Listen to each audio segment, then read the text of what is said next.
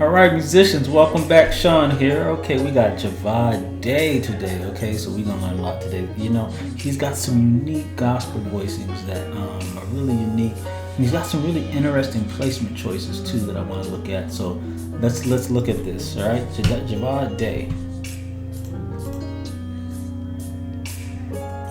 We're gonna just look at the first couple seconds. We're not gonna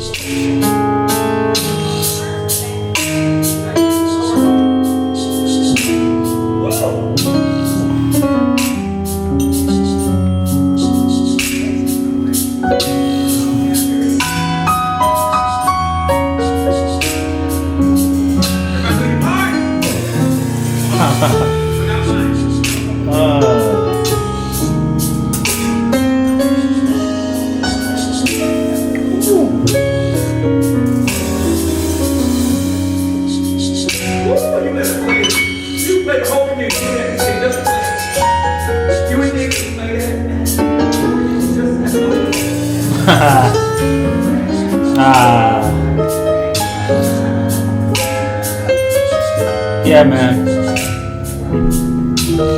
You gotta look at this stuff. All right, we'll stop there. That's the intro there. So let's go from there. All right, I'm gonna go learn this coming.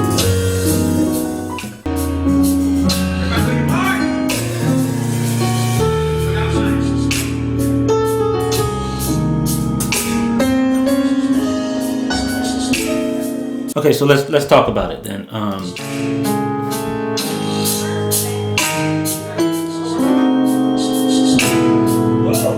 All right, so you want that. So let's discuss framework first. By what I mean by that is just the basic chords that are leading up to that, so I can show you how he deviates from that. It's important to study these guys because this is where we learn. We got to look at some of the voicings that we want, the best guys, and we just kind of figure out what they're doing. You can add to your own playing. But when he has this,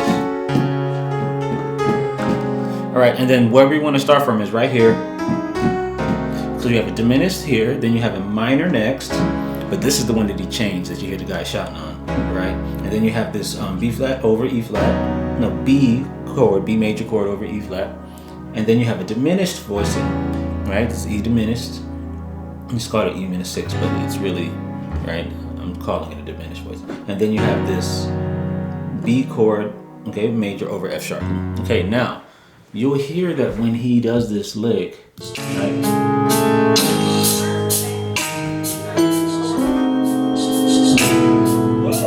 All right, so what's going on there, right? So, right? All right, now, what I want to tell you about that particular voicing is that keep in mind that he's playing a major. That's supposed to be a minor chord, right? It's supposed to be...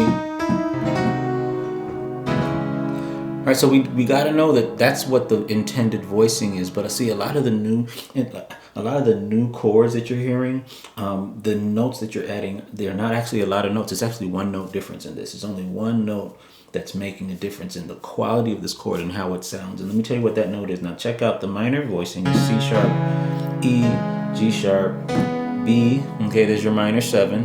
And then you have that E on the top, right? So there's your voicing there.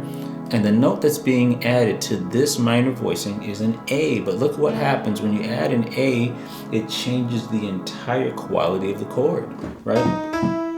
Now listen to the difference. Right, that's the first one. Second one. All right, change it to an A major chord. Now, why does that work? Now, let's go to How Great Is Our God, right? If we go to How Great, because I want to use it. I'm going to use it played in E because it's the same key and I can use the same voicing, right?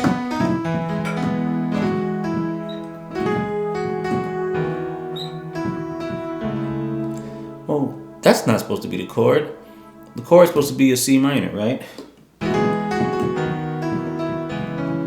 Right, it's supposed to be that. Right, so this is showing you a neat thing that you can do when you're trying to improvise and trying to find different ways to extend chords. And some of you guys are thinking that it takes a lot of different notes when all it is just one note, because all we did was to this C minor chord, we just added an A.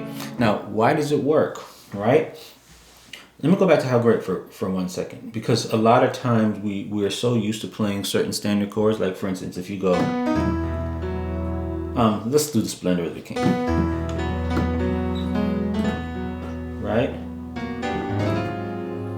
Now, if I'm doing this kind of a voicing right before I go to the clothed in majesty, I kind of have to. I'm stuck here because I have to do I got to do a C minor there. I can't do because it doesn't fit, right? But when I play, you know, if I go right now, see this voicing here. This is a nice voicing to use, that new voicing, and instead of going to here, I can go. Right? Now, why does this work? Now, keep in mind, we're still discussing what's going on in the C sharp here, replacing the C sharp with an A. Why does that work? Because in a C sharp minor voicing, in a 7 voicing here are the notes here. Now, notice these notes are all in an A major chord. So what's happening is you're trading the C sharp minor for an A major. And the reason it works is because, watch this. And if I press this A in the middle, I'm going to keep these notes down. Press this A in the middle. I want you to see what the notes are, right? It's supposed to be a C sharp. It's supposed to be a C sharp minor chord. But I've got this. This is the 3 here of my A. Here's the 5, right? There's my A. There's the 7th note. You see? So I don't really need the B because that's extended. You take this E and put it on top, and that's where I'm getting that.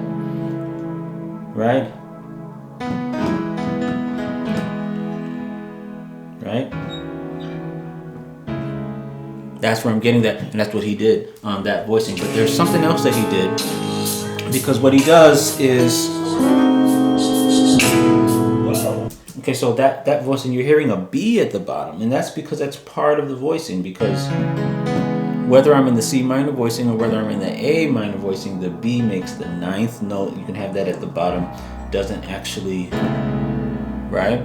So a lot of you, and a lot of times what he's doing is, when he gets to this minor voicing here, further on and later on, if we get there, if we got time, he a lot of times will have that voicing there where it's supposed to be minor, but instead he'll use the A's. And this voicing is great as a replacement for that C sharp minor voicing. So kind of remember that. All you got to do is add some A's in there in your C sharp minor voicing, and that will make a good thing. Now let's keep on going because I want to move it along.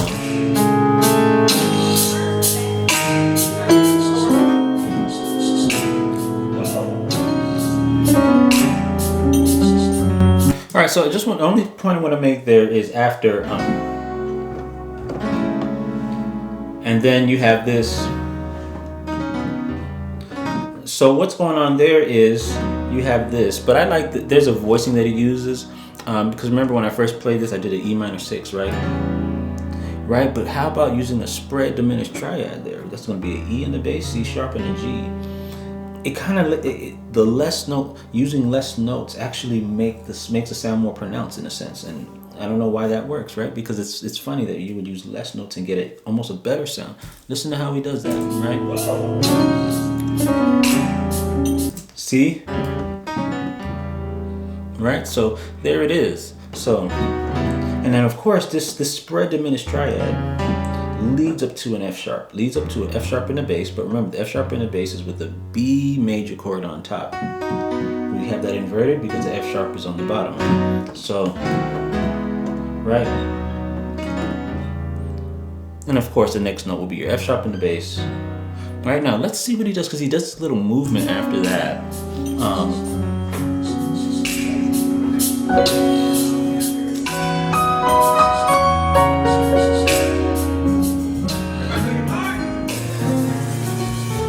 All right, so let's study that. So let's see what he did. So he's on this chord, and then. All right, now when he does this, he does some kind of a arpeggio down, and then he has this really interesting movement here, which is why I said he has such unique voicings and placements, right? Because on this E, he has this, right? And so that's a really nice voicing. What is that? That's a hold that E, or hold it.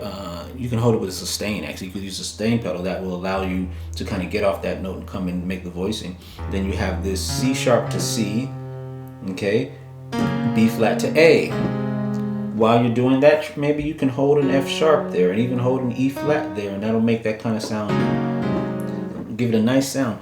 And here's the thing about this voicing though. The placement that he uses it, it's the placement that he uses it that makes it really interesting, because a lot of people will use that voicing with an A bass, right? Because they'll do like this, right? And then they'll go up to the B flat, and then they'll go to the E flat half diminished, right? But instead he's using it in the E. You got an E bass there, right? And so because remember he's going, and then. So he's using it over an E bass.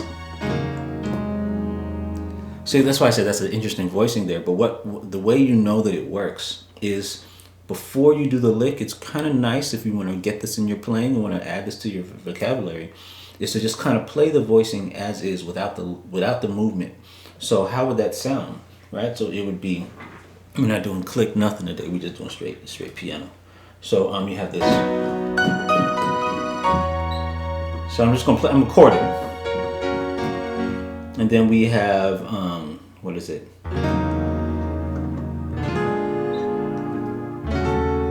You see how that sounds like it works, right?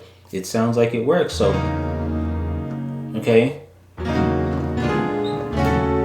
right? So that's actually the voicing that was intended by the lick. Now, what was the next part on that B? You have this, I'm trying to remember what he did. Yeah. So hold the B down, hit this E flat to the D, C to the B flat. Let's hold an F there too. Let's hold an A flat too while we're at it. So the first one will be,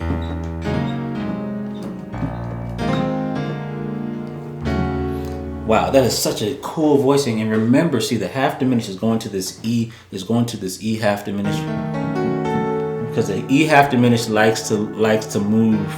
It likes to be part of a minor 2-5-1, right? So it likes to move to an A next, right? Right. So it likes to move to this next chord, and then. Right, and then it goes around and around. So that's just such a cool thing that he did there. Let's go ahead. I'm gonna keep it moving and hear this next section now.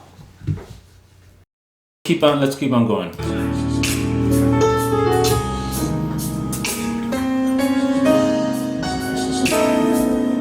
See that there it is. You hear those A's.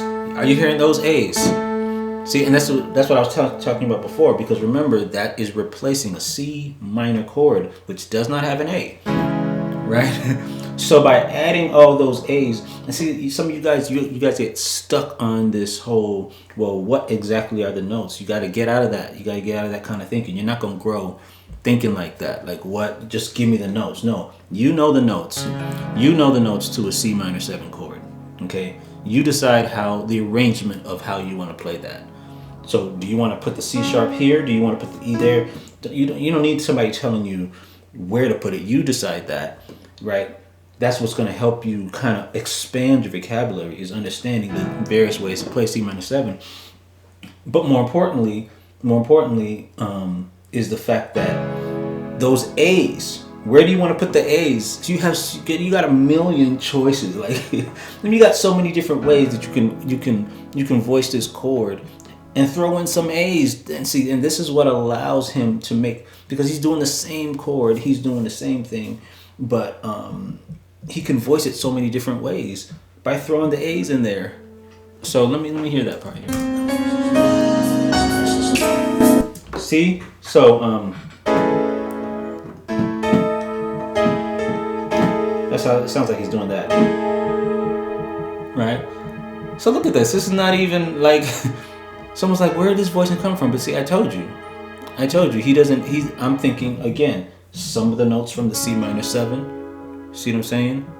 If I want to add the 9, that's all that's coming from it. The 9, the E flat's on top. Okay, so you got to get out of thinking of just what's the notes and start thinking chord qualities and knowing the notes that are within the chord qualities and knowing how to arrange those notes. All right, now let me hit this next section real quick.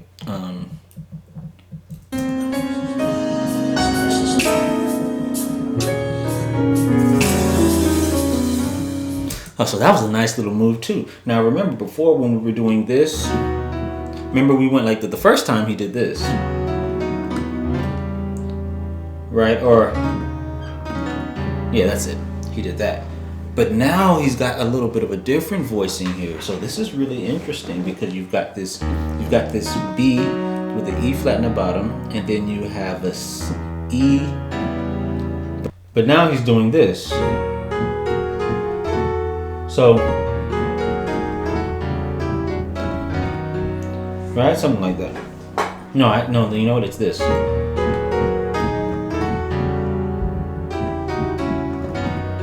Really nice. That's such a cool lick. And again, people ask, how do I know where to use this stuff? Like, I get how to do it, but where am I using it? But you got to recognize that this sound here is a very popular sound in gospel total praise. What is it doing? Right? And so you got to be able to transfer, right? Transference. That's the problem that a lot of you are having, because you're not transferring your stuff, right? Because you're learning it, but you're not applying it to other things. Number one, you ain't spending long enough with the material. You're just learning the lick and moving on. And a couple days later, you're done with it and not realizing that this thing takes a while. And go back and watch that YouTube video on the roadmap, all right? And it tells you how that we, in order to get things into our muscle memory, that thing's got to be practiced over and over again. It's nobody's just spending 5 minutes and this thing is done. You should be you're talking about weeks, and I'm talking about just for a little phrase like this. Let's look to total praise, right? Well, look at that voicing. That's such a nice, right? Because what I'm doing is, right, the standard lick into the bridge would be into the chorus. Sorry. So that's where I'm trying to have it, because it's the same lick that he did, right? Right? That he did. So I want to use that in total praise, right? Because you want to sound different. You want to try to do something different. So I'm at this. And I don't want to do that. I want to use his lick, right? So I'm going to probably do the first one the same. And then on the F, that's when I can have the, right? So that's my, you are, right? So I'd have, let me show you how.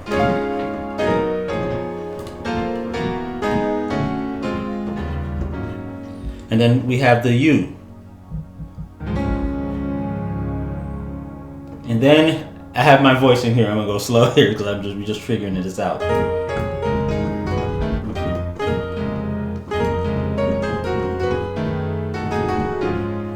Right? Y'all heard that? Right, so let's try that again. So we have this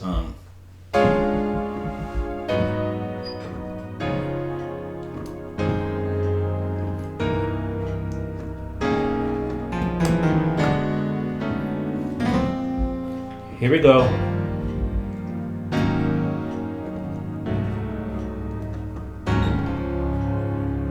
Then we have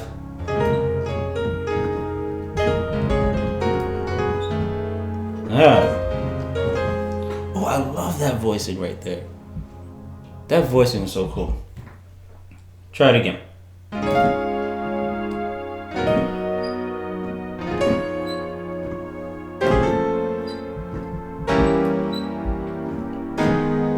Here we go.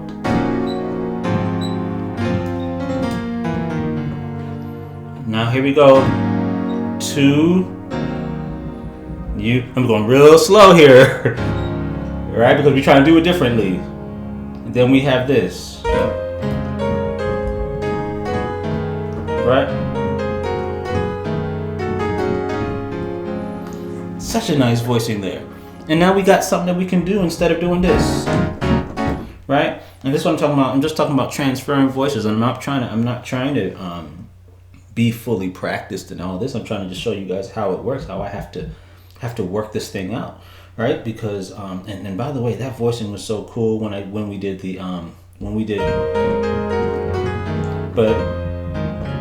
but you saw how I threw the C in there, right? It was going to change this to a D flat minor 9, right? D flat minor 9 there.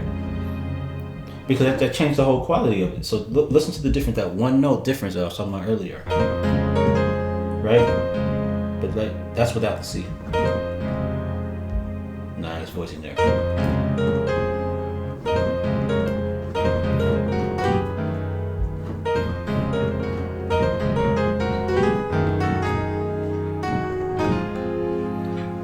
You are, see.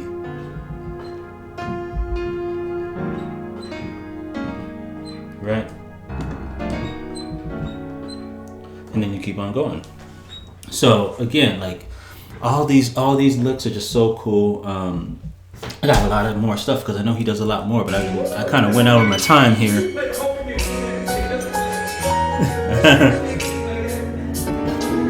Woo.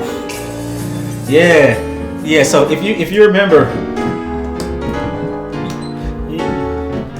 So yeah, what we're gonna have to do is I'm gonna have to show this for the members. Log on in there, man, because we've got a great site. We've got it on my website. I'm gonna break the rest of this down because download that MIDI file. Because what I want you to do is I want you to just kind of start getting these voicings in your vocabulary and knowing how to use them. This is when you're gonna start implementing some of this stuff into your playing. You gotta study these guys. So if you're a member, log in. If you're not a member, go ahead and check out the site so we can kind of show you some of this stuff.